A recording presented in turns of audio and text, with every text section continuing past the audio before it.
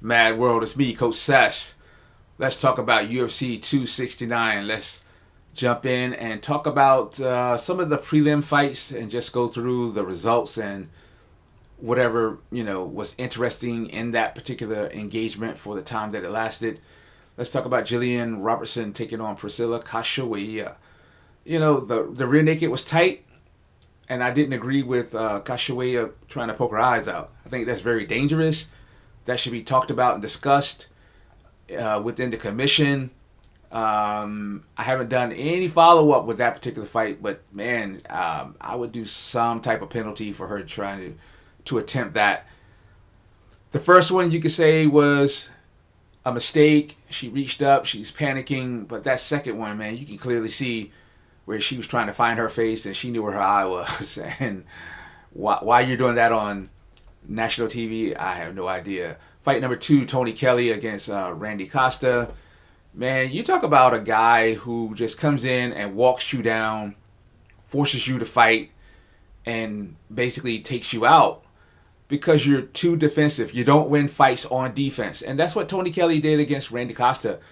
I know there was a lot of praise about Costa, his style, saying that, he's improved this and he's no longer this rambunctious type kid. He settled into himself, blah, blah, blah, blah, all that. Well, maybe somebody should have told Tony Kelly about how technical this guy was now, because Tony made it look easy, walked him down, and got him out of there in round 2. Ryan Hall would have bounced back from his previous fight in the UFC. I thought this was a decent fight. I saw a post where somebody's making fun of how Ryan Hall fights and talking about, the way he pulls guard, blah, blah, blah, blah. I think Ryan is sneaky. I think he's so effective. I think that if you get Ryan Hall healthy and you get Ryan Hall who fights a lot, he refines his skills and his style more and more. And he's just a tough guy to beat. But you've got to get reps, man. You got to get reps in the UFC. You can't get reps in the gym. It's too many variables not there.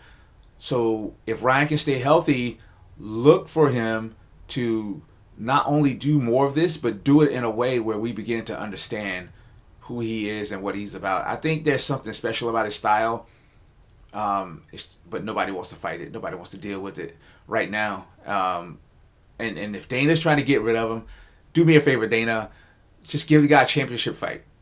Right? Give him a championship fight. Either he will fizzle out, or you will have some of the best fights ever because you'll try to keep you'll continue to try to find guys to beat him.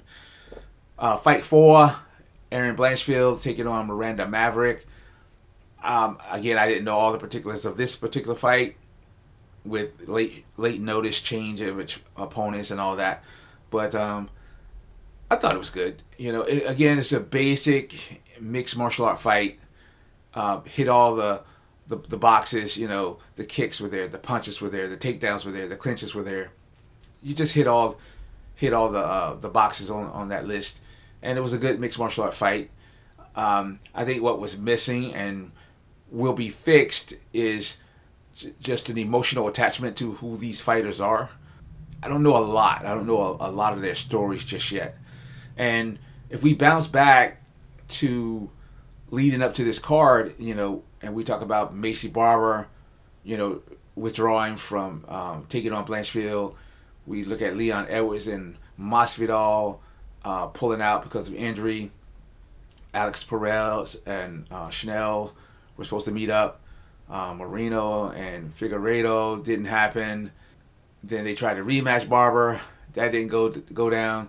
They tried to rematch Moreno. That didn't go down. So, you have about 7 fights that didn't happen.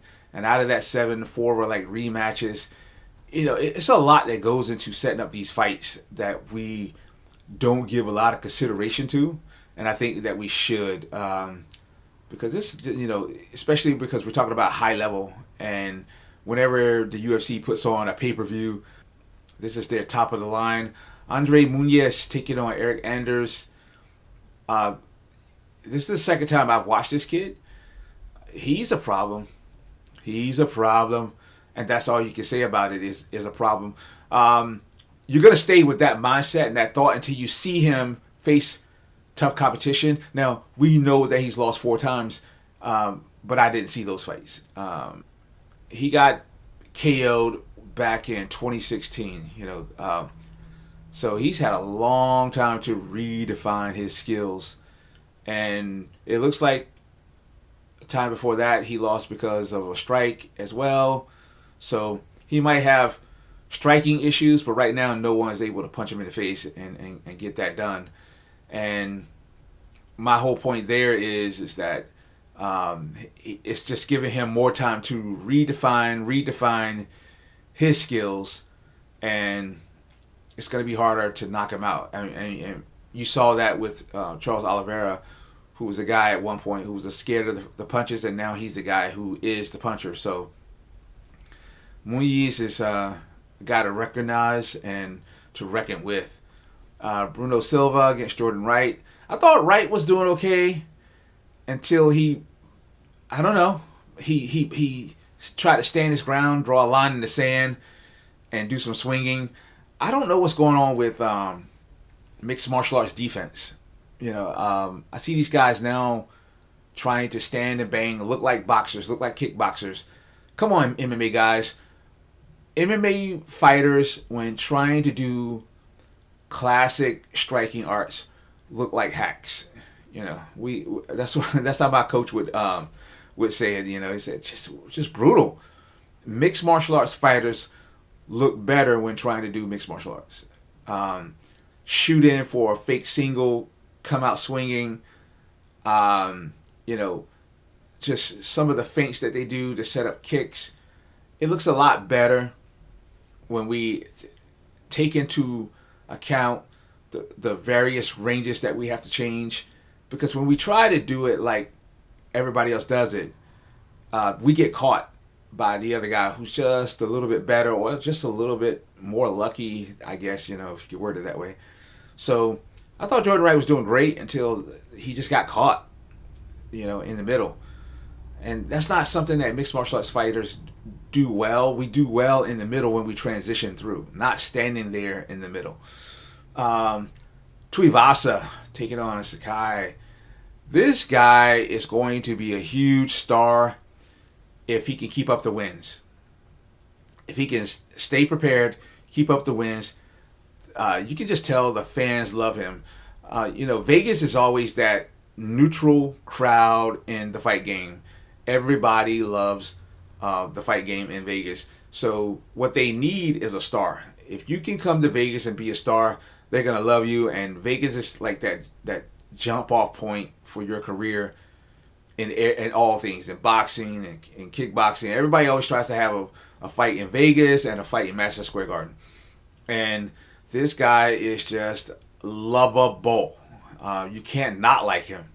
Even if you don't like his style, you just can't not like him as a person. So this guy is a star in the making, huge. And the shoey thing, to see the cameraman pan the crowd for shoeys was redunculous, I tell you. Fight number 8, my man Dominic Cruz. There's something likable about Dominic Cruz. He's starting to be a little bit matter of fact with his words as of late. He has some stuff to say about DC, his commentary style, him not watching fights. I think Dominic is starting to feel unappreciated, in my opinion. He had a lot to say about when 2 fights ago when he got stopped or whatever. He had stuff to say about referees. You can see him kind of throwing shots out there. When he thanked the referee for letting the fight go on. I think it was Keith Peterson. I'd like to thank Keith Peterson for letting the fight let me work my way back up. You can see Dominic throwing shots. And I don't know. I'm not a big fan. I have never been a big fan of fighters who use platform for some other reason other than just talking about the fight game, throwing some political stuff out there, especially when I'm not 100% sure what in the hell they're talking about. Remember when he talked about the monster management guy, and then, you got to do all this work on the back end, I like Dominic Cruz. I like to see him win. He did a great job. He didn't bounce around as much as he used to, but I think that comes with age where now he's starting to pick his moments. Josh Emmett versus Dan Ige. Really fun fight. I thought, again, this fits my narrative in terms of talking about mixed martial arts overall. I thought Dan Ige did enough to try to win the fight. I didn't think he did enough to win the fight, but to try and win the fight, especially I think it was in the third round, we turned it on a little bit more. That's what I like. I like to see these guys, even if it's a unanimous decision, I like to see these guys continue to fight. And Ige made it a good fight because of that. He got rocked early on, but still, he came back to try to win the fight, and that's what you have to have an appreciation for. I am Coach Sess, and you've had words with the Mad Coach.